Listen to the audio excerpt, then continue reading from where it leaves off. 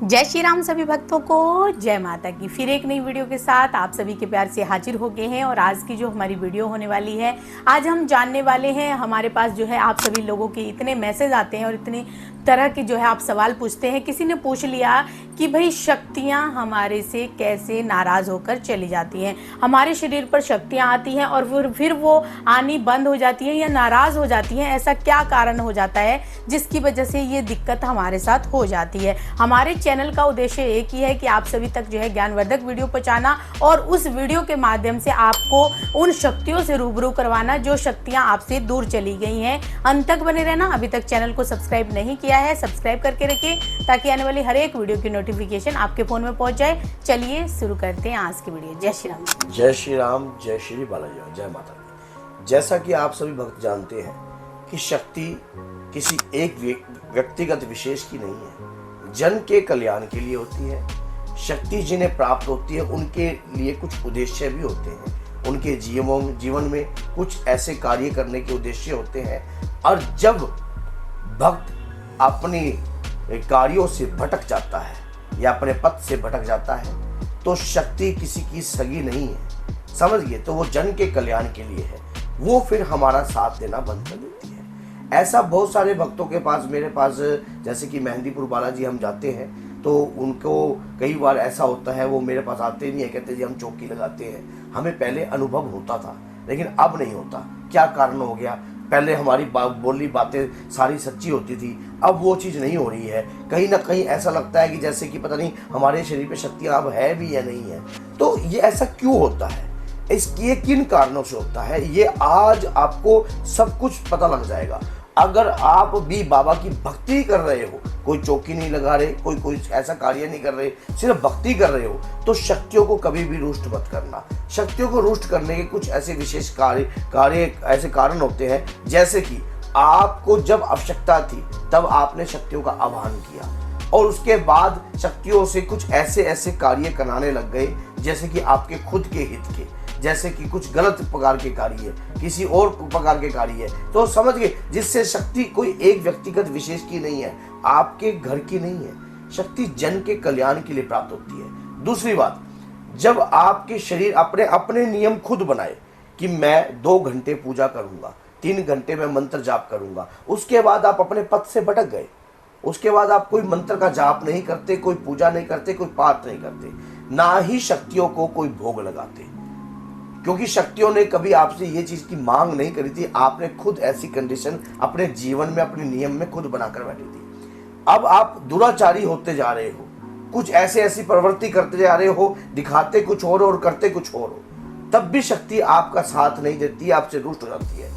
फिर सबसे बड़ी बात ये होती है, जब आप खुद के निजी स्वार्थ के लिए कार्य करने लग जाते हो, जन के कल्याण से पीछे हट जाते हो, अहंकार से युक्त हो जाते हो, अहंकार की बदबू आपके शरीर में उत्पन्न होने लग जाती है, तब भी शक्ति आपका साथ नहीं देती है, तब भी शक्ति आपसे विमुख हो जाती है, आपको छोड़कर चली जाती है। सबसे बड़ी बात यह है, शक्ति को नाराज होने के कुछ हमारे ही कार्य होते हैं जिसके कारण शक्ति रुष्ट होती है।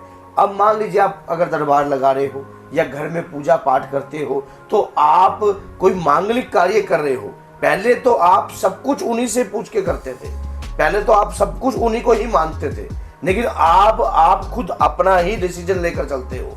अब उसके बाद आप उन कार्य में फंस जाते हो या विघ्न पड़ जाता है, फिर आप शक्तियों को आप कहते हो कि पता नहीं ये शक्तियाँ मेरे शरीर पे है भी या नहीं, या आप शक की निगाह से देखने लग जाते हो, तब भी शक्ति आपसे नाराज हो जाती है। देखिए क्या होता है, अगर आप माँ की भक्ति करते हो या बाबा की भक्ति करते हो, शक्ति कभी भी घमंडी और अहंकारी व्यक्ति पे शरीर पर नहीं आती। जो व्यक्ति शक्तियों को प्राप्त कर घमंड करता है, अहंकार करता है, तो शक्ति उस व्यक्ति की नहीं होती। शक्ति जो है परमात्मा की है और वो अपने ही नियम से कार्य करती है, अपने ही नियम से। तो यहाँ पे मेरा एक सवाल मैं पूछ लेती हूँ, जैसे कि लोग पूछते हैं कि भाई पहले जो हम कहते थे, जो हमारी बातें होती थी वो सत्य हो जाती थी, लेकिन अब जो है हमारा कहा हुआ सच नहीं हो रहा है, तो इसके पीछे का क्या कारण होता है? कुछ नियमों को भंग कर देना, नियमों को उल्लंघन कर देना, नियम खुद के बनाए हुए नियमों को तोड़ देना, खुद के बनाए हुए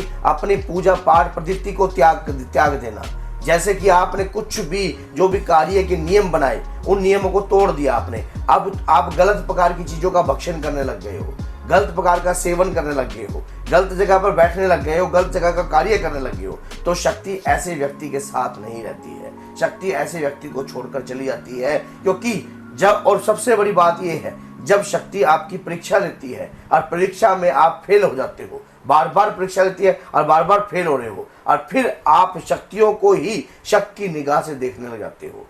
फिर ऐसा भी होता है कि आप खुद के निजी स्वार्थ के लिए, मान लीजिए कुछ ऐसे गलत कदम उठा देते हो लोगों के लिए, मान लीजिए लोभ लालच के अंदर आकर किसी प्रकार का लोभ लालच आपके मन में उत्पन्न होता है, जैसे कि धन से बड़ा लोभ हो जाता है, कोई और चीजों से जुड़ के लोभ हो जाता है। ऐसे कार्य के लिए आप शक्ति का इस्तेमाल नहीं कर सकते, ये बात हमेशा याद रखना। मान लीजिए माँ दुर्गा की आप साधना करते हो, मान लीजिए आप माँ कालका की साधना करते हो, हनुमान दादा की साधना करते हो, तो उनकी कृपा से अगर आपके शरीर पर कोई कृपा आई है, तो सबसे बड़ी बात यह है, अगर भगवान ने आपको चुना है तो कोई विशेष उद्देश्य के लिए ही चुना होगा। आप उद्देश्य से विमुख हो जाते हो। जिस प्रकार से आपको पता है कि भगवान राम ने सुग्रीव को विजय दिलाई थी, और कुछ कहा था कि सुग्रीव ने कहा था कि अभी बरसात का समय है कि 2 महीने आप विश्राम कीजिए, इतने मैं राज्य भार संभालता हूं। और लेकिन जब उसने देखा कि वो अपने वचन से विमुख हो गया था, जब अपने वचन से विमुख हो गया था, तो भ्राता लक्ष्मण ने जाकर वहां तांडव कर दिया था। तांडव करते ही, जब धनुष की तगाड़ करते ही, पूरा जो सुग्रीव का जो जितना भी सभा थी वो सारी की सारी हिल गई थी। तब आप सोच के देखिए, भगवान फिर आपको दंडित करते हैं, किसी न किसी प्रकार से दंडित करते हैं। जब आप अपने जीवन में कुछ भी नियम बनाते हो, कोई भी नियम बनाते हो, तो आप अपने नियम पे खड़ा उतरिए।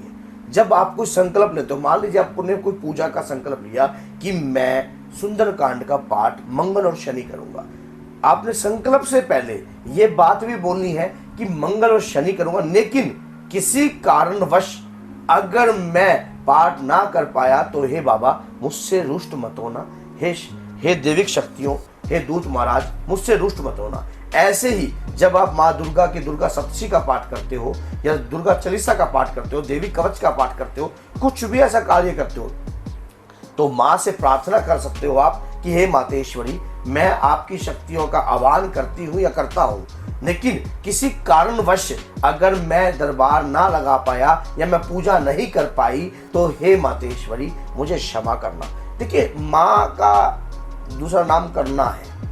इसी प्रकार से बाबा भी आपको क्षमा करते हैं, माँ भी क्षमा करती है। सच्ची शक्तियां आपका हमेशा साथ देती हैं, लेकिन कब तक? जब आप सच्चे पथ पर खड़े हो। जब आप पथ से विमुख हो जाओगे तो शक्तियां आपको दंडित भी करती हैं, एहसास भी करवाती है, और आपको ये भी दिखाती है कि अगर आप शक्तियों का साथ लेकर कुछ बन सकते हो तो शक्तियां आपको नीचे भी लगा सकती हैं। इसलिए जो भी कृपा आपके ऊपर आई है, आपके पितरों की आई है, आपके खानदान की आई है, आपकी देविक शक्तियों की आई है, उन शक्तियों का आदर और भाव कीजिए। अगर आपने कोई नियम बनाया है अपने जीवन में, मान लीजिए 14 का, अष्टमी का, या नवमी का, या पूर्णिमा का, तो उस नियम के अनुसार 11 पर उन्हें भोग दीजिए। और क्योंकि वो कोई खाने की भूखी नहीं है, सिर्फ आपके आदर और भाव और आपके नियम के अनुसार ही शक्ति आपको प्राप्त हुई है। तो अगर ये वीडियो आपकी जितने भी डाउट क्लियर हो गए हैं तो इसे शेयर कर दीजिए, ताकि हर व्यक्ति का कल्याण हो सके। तो बोलिए जय सीताराम, जय श्री महाराज, जय माता दी।